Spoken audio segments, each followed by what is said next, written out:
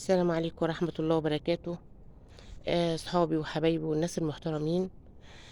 سمعت بس كده من كام يوم، بس طبعا انا مش فاضية، انا عندي شغل وعندي بيتي وعندي حياتي ومش فاضية للتفاهة والكلام اللي ملوش لازمة، عشان اطلع وابقى عصبية واتنرفز وكده. كل واحد عارف نفسه على ايه طبعا. ماشي، انا قلت بس لما الدنيا تهدى كده ما عندي شوية واروق، ابقى اوجه بس رسالة وسؤال لبعض الاشخاص يعني، او كل الناس اللي اتعاملت معايا. عايزة أسأل كل الناس اللي اتعاملت مع ميرفت علي، انتوا شفتوا من ميرفت علي اي حاجة مش محترمة؟ اي كلام خارج بيننا وبين بعض في الخاص؟ انا هسأل السؤال للرجالة قبل الستات. ماشي، مش هقول بقى الرجال والسيدات ومش المهم علينا يعني. انا عايزة أسأل كل راجل انا اتكلمت معاه في الخاص، كنت معاه كنت شغالة معاه في القناة، او ان انا كنت ببقى مثلا مش شغاله معاه بقبض منه يعني، لا لا لا لا، اللي هو مثلا ببقى مساندين بعض يعني، او ببقى معاه في القناه مثلا. عم عبد السلام انا ما بتكلمش معاك. انا كل الناس اللي هذكر اسمها دي انا ما بتكلمش معاهم. ماشي، بس انا هسالكم وعايزاكم تشهدوا شهاده حق. عم عبد السلام، ابو بلال شبل، اسامه ابو عبد الله، محمد الديب، سيف، مستر كامل، الشيف اشرف، استاذ محمد النبراوي، سيد فهمي. ماشي. مش عارفه اتكلمت مع مين. انا مش هذكر ماهر المصري لان ماهر المصري اخويا، يعني شهادته فيا مجروحه. ماشي، ده اخويا. هل ينفع يا جماعه؟ هل انا في يوم من الايام وانا بتكلم معاكم شفتوا مني حاجه غلط؟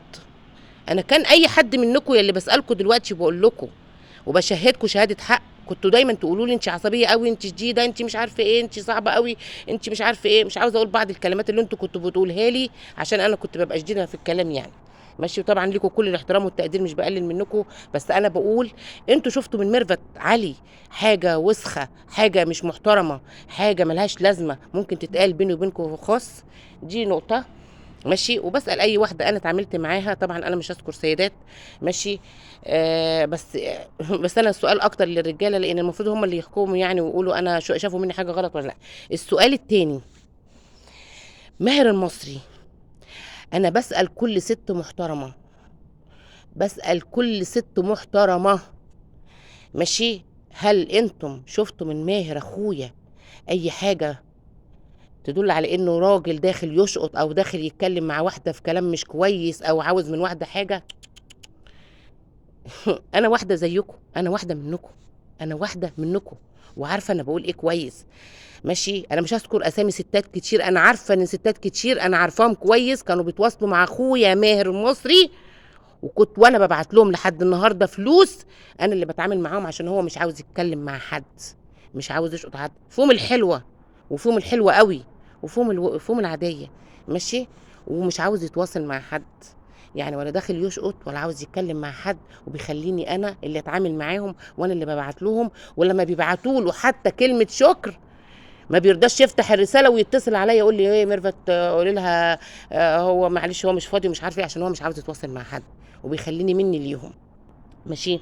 السؤال هنا بقى، خلاص، طبعا انا سالتكم سؤالين، انا عايزه كل راجل يقول في حقي كلمه، شاف مني حاجه غلط ولا لا. والسؤال التاني للستات، شاف من ماهر المصري الراجل المحترم الجدع اللي بيخدم بجد، اللي بيراعي ربنا بجد، اللي عمره ما طلع على بس وفضح حد، اللي اذا كان هو اللي فضح نفسه يعني، حد بيفضح نفسه يعني، وكان بيبقى رد فعلنا.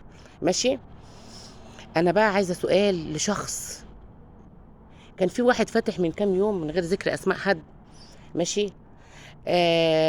وبيقول ده شخص بعت لي صورة لميرفت وقال ان هي عليه معاها علاقة هي وشخص ما يعني. ماشي. انا عايزة اقول للشخص ده، انا اتكلمت معاك في الحرب، وكنت انا الام والاخت والصحبة والصديقة والراجل الجدع. انت شفت من ميرفت حاجة تخليك تقول عليا كده؟ انت شفت من ميرفت تخليك تقول عليا حاجة زي دي؟ عامة انا ما فضيتش الفتره اللي فاتت عشان ارد عليك، بس انا كنت سمعت البث او حد قال لي يعني وبعت لي وكده بس انا ما كنتش فاضيه، معلش، انا مش اي كلام اطلع ارد عليه، انا مش فاضيه للكلام اللهبل التافه ده. عايزه اقول لك، انت عندك زيي، انت عارف ان الست دي كانت بتكلمك في كل وقت، ماشي، وكنت بتعامل معاك اخت وجدعه وست وراجل. لما حصل لك موقف قبل كده وكنت في الاسم، ما همنيش ان انت تبقى في مع ظابط ولا مع مين، وكنت بتصل بيك برضو عشان اطمن عليك، ماشي. وقلت والله العظيم اخويا وولادك كنت بقول لهم قولوا لي يا عمته، ماشي. انا بسأل السؤال ده للشخص ده، انت عارف نفسك وعارف انا بتكلم ان انا بتكلم عليك. عايزه اقول لك وحياة بنتك، وحياة لو عندك غالي، انت شفت من ميرفت حاجه مش محترمه ولا حاجه خارجه عن نطاق الحوار اللي بنتكلم فيه عشان تطلع عليا حاجه مش محترمه زي اللي انت قلتها لشخص قال الكلام ده على البث من كام يوم؟ عامه كله سلف ودين، وكما تدين تدان، وعندك زيي. وانا ما ردتش الا بمزاجي لما اكون فاضيه، عشان انا مش فاضيه للتفاهه دي، وعشان انا عارفه نفسي على ايه. استاذنكم يعني انا ما عنديش كلام تاني اقوله. سلام عليكم.